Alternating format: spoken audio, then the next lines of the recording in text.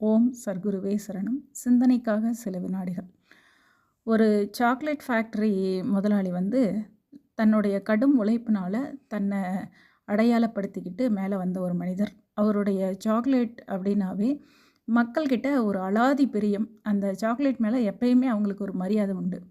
ஆனால் கடந்த சில நாட்களாகவே அவருக்கு ஒரு பிரச்சனை வந்துட்டுருக்குது. அது என்ன அப்படின்னு பார்த்தீங்கன்னா, சாக்லேட்டு பேக் ஆகி வரதில் ஒரு சில பேக்கெட்டில் சாக்லேட் இருக்கிறதில்ல.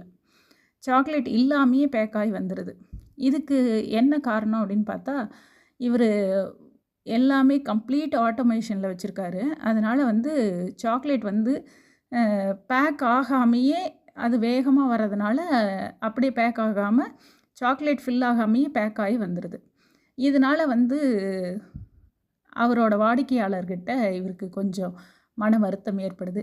என்னடா இவ்வளோ பெரிய கம்பெனி, இவ்வளோ விலை கொடுத்து நம்ம வாங்குகிறோம், இதில் வந்து இப்படி எம்டி பேக்கெட் அனுப்புகிறாங்களே அப்படின்னு சொல்லி கஸ்டமர்ஸ்கிட்ட கொஞ்ச நாளாகவே அவருக்கு வந்து ஒரு மாதிரி ஒரு இணக்கம் இல்லாத ஒரு சூழல் ஏற்படுது. இதை பார்த்துட்டு அவர் ரொம்ப வருத்தப்படுறாரு. ஏன்னா தன்னுடைய நேர்மையினாலையும் தன்னுடைய சரியான உழைப்பினாலையும் மக்கள்கிட்ட ரொம்ப தரமானதை கொண்டு போய் சேர்த்துறனால தான் அவர் இவ்வளோ பேரும் புகழோடு இருக்கிறாரு.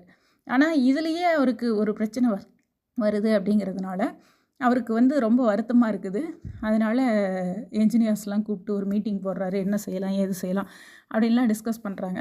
அப்போ ஒவ்வொரு என்ஜினியர்ஸும் ஒவ்வொன்று சொல்லையில் ஒரு என்ஜினியர் சொல்கிறாரு, இது மாதிரி நம்ம சாக்லேட் வந்து பேக் பண்ணி எம்டி கவர் போகிறது தான் நமக்கு பிரச்சனை. அப்படிங்கிறப்ப பேக்கிங் ஆகிறதுக்கு முன்னாடி நம்ம ஒவ்வொரு சாக்லேட்டையும் வெயிட் போடலாம். வெயிட் போட்டு எந்த சாக்லேட்டோட வெயிட் கம்மியாக இருக்குதோ அப்போ அதில் சாக்லேட் இல்லை அப்படின்னு டிசைட் பண்ணி அதை எடுத்துகிட்டு மற்ற சாக்லேட்ஸ் அனுப்பலாம் அப்படின்னு சொல்லி முடிவு பண்ணுறாங்க. சரி அப்படின்னு சொல்லிவிட்டு இதுக்கு ஃபாரின்லேருந்து மிஷினை இம்போர்ட்லாம் பண்ணுறாரு. கிட்டத்தட்ட 20 லட்ச ரூபாய்க்கு பக்கம் செலவு பண்ணி ஒரு மிஷினை இம்போர்ட் பண்ணி அதில் வந்து அந்த சாக்லேட்டு ப்ரொடக்ஷனை வந்து பண்ணுறாங்க. இப்போ பண்ணையில் என்ன ஒரு பிரச்சனை அப்படின்னா, வரது வந்து மெஷின் வந்து மெஷர் பண்ணும். வெயிட் கம்மியாக இருந்ததுன்னா அந்த கம்மியாக இருக்கக்கூடிய பேக்கெட்டை வெளியே எடுத்துகிட்டு அடுத்ததை அனுப்பணும். இதை வந்து செய்கிறதுக்கு இதுக்கு தனியாக ஒரு ஆள் வேணும் அப்படிங்கிற மாதிரி ஒரு சுச்சுவேஷன். அதனால் அதுக்கும் தனியாக ஒரு ஆளையும் போடுறாங்க. அப்படி போட்டதுக்கப்புறமும் என்ன நடக்குது அப்படின்னா, அந்த மாதிரி வெயிட் கம்மியாக இருக்கையில் அது வேகமாக வர்றதுனால அன்பர்கள் வந்து என்ன செஞ்சிடறாங்கன்னா, டக்குன்னு அந்த பேக்கிங் இதில் போட்டுடுறாங்க. அப்படி இவ்வளோ 20 லட்ச ரூபாய்க்கு பக்கம் செலவு பண்ணியும் இவருக்கு என்ன வரல அப்படின்னா, முழுமையான மன திருப்தி அடைகிற மாதிரி இல்லை. இன்றைக்கும் மார்க்கெட்டில் இருந்து அவருக்கு நெகட்டிவ் கம்ப்ளைண்ட்ஸ் வந்துட்டு தான் இருக்குது. எம்டி பேக்கெட்ஸ் வருது அப்படின்னு சொல்லி இந்த மாதிரி பிரச்சனை போயிட்டு தான் இருக்குது. இது வந்ததுனால கோவப்பட்டு ஆளை அடிக்கடி மாற்றிட்டே இருக்கிறாரு. அந்த மெஷர்மெண்ட்ஸ் பார்த்துட்டு அந்த எம்டி பேக்கெட்டை தூக்கி போடுற ஆளுங்களை. அப்புறம் ஒரு ஸ்டேஜில் ஒருத்தரை போடுறாரு. ஸ்டார்டிங்கில் வந்துட்டு இருந்தது. அதுக்கப்புறம் 1 மந்தில் என்ன ஆயிடுச்சுன்னா கம்ப்ளீட் ஸ்டாப் ஆகிடுச்சு. இப்போ எம்டி பாக்கெட்டே வரதில்லை. இதில் வந்து கம்பெனி சைடில் இருந்து இந்த எம்டி பாக்கெட்டை வந்து ரிமூவ் பண்ணக்கூடிய ஒர்க்கர் வந்து சரியாகவே வேலை செய்கிறதில்ல, அவர் ஜாலியாக இருக்கிறாரு, அவருக்கு எந்த வேலையுமே இல்லை அப்படிங்கிற மாதிரி சில பேச்சுகளும் போயிட்டுருக்குது. ஓனருக்கு இதை ரொம்ப அவர் கண்ணும் கருத்துமாக கவனிச்சிட்டே இருக்கிறாரு. ஏன்னா தன்னுடைய பெயர் தான் அவருக்கு முக்கியமான விஷயம். இன்றைக்கி அவர் வந்து தொழிலில் இவ்வளோ வெற்றி அடையிறதுக்கு காரணம் அவருடைய நல்ல பெயர் தான் காரணம். அதை வந்து இவ்வளோ நாள் பெரும் பாதிப்புக்குள்ளாச்சு. இந்த கடந்த 2-3 மாதமாக ஒரு பேக்கெட் கூட எம்டி பேக்கெட் வந்திருக்குது அப்படிங்கிற ஒரு கம்ப்ளைண்ட்டே வரல. இதை பார்த்தோன்னேயும் அந்த முதலாளிக்கு வந்து ரொம்ப சந்தோஷமாயிருது. யார் அந்த ஒர்க்கர் அப்படின்னு சொல்லி நம்ம பார்க்கணும் அப்படின்னு நினச்சிட்டு இவர் வந்து போகிறாரு, அந்த கம்பெனிக்கு போகிறாரு. எல்லா கம்பெனியில் இருக்கிறவங்க எல்லாருமே என்ன நினைக்கிறாங்கன்னா, நான் அவரை பார்க்கணும் அப்படின்னு சொல்லிட்டு இவர் போகையில் மேனேஜர்லேருந்து மற்றவங்க அத்தனை பேருமே என்ன யோசிக்கிறாங்கன்னா, அவன் வந்து சரியான சோம்பேறி, அவன் வந்து வேலையே பார்க்குறதில்லன்னு நிறைய கம்ப்ளைண்ட் பண்ணிட்டுருக்காங்க.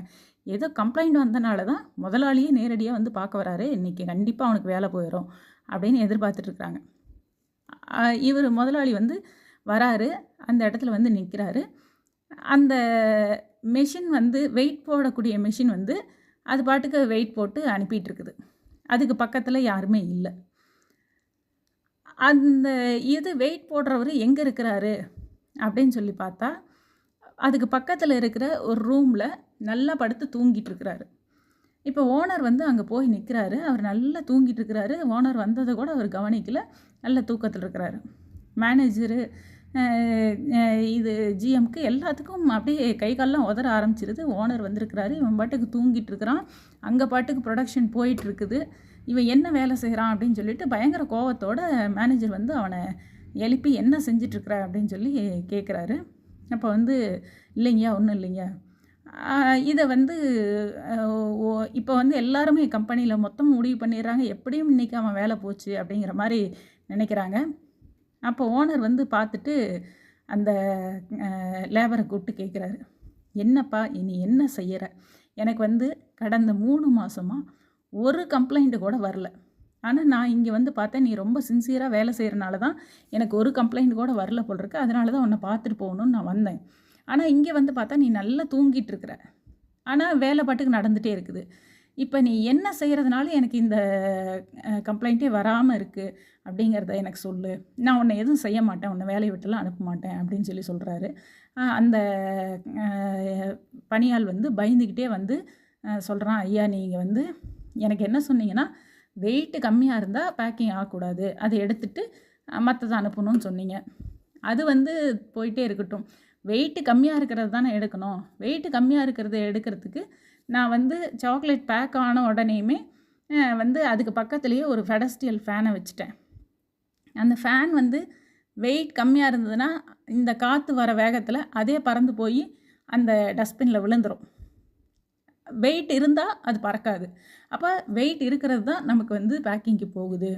இப்போ இது மாதிரி வச்சதுனால நான் அங்கே நிற்க வேண்டிய வேலையே இல்லையா, வெயிட் இருந்தால் மட்டும்தான் எனக்கு வந்து வெயிட் மிஷினுக்கே வரும், வெயிட்டு இல்லாதது வெயிட் மிஷினுக்கு வரத்துக்கு வாய்ப்பே இல்லை, நான் இங்கேயே அதை கட் பண்ணிடுறேன் அப்படின்னு சொல்லி சொன்னப்போ அந்த முதலாளிக்கு அப்போ தான் உணர்ந்தாராம், ஒரு ஃபெடஸ்டியல் ஃபேன் இருந்தால் நாம் செஞ்சுருக்க வேண்டிய விஷயத்துக்கு ஒரு 20 லட்ச ரூபா மிஷினை போட்டு அதுக்கு அந்த வெயிட்டை பார்த்து செக் பண்ணி எடுக்கிறதுக்கு ஒரு ஆளை போட்டு அப்பயுமே நம்மளால் சாட்டிஸ்ஃபை பண்ண முடியாத ஒரு விஷயத்தை சாதாரணமாக ஒரு ஃபெடஸ்டியல் ஃபேனை வச்சு இந்த படிப்பறிவே இல்லாத ஒரு மனிதன் செஞ்சுருக்கிறான். அப்படிங்கிறப்ப இது வந்து அவருக்கு மிகப்பெரிய மகிழ்ச்சியை கொடுக்குது.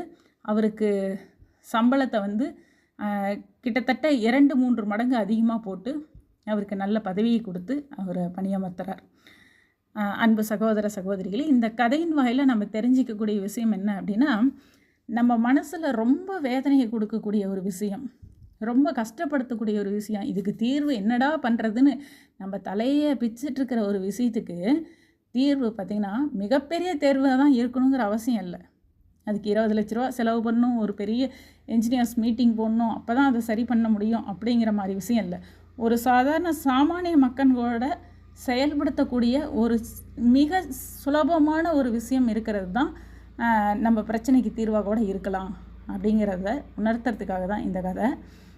அதனால் நம் வாழ்க்கையில் எத்தனையோ பிரச்சனைகள் வரும், அந்த பிரச்சனைகளுக்கெல்லாம் தீர்வு மிகப்பெரிய அளவில் தான் இருக்கும் அப்படின்னு நினச்சி மலைச்சி போகாமல், அது சின்ன பிரச்சனையை சின்ன தீர்வாக கூட இருக்கலாம், அதை நம்மளால் ஈஸியாக கூட அதை சால்வ் பண்ண முடியலாம் அப்படிங்கிறத மனதில் வச்சு வாழ்க்கையை மகிழ்ச்சியோடு நடத்துங்க. ஓம் சர்க்குருவே சரணம்.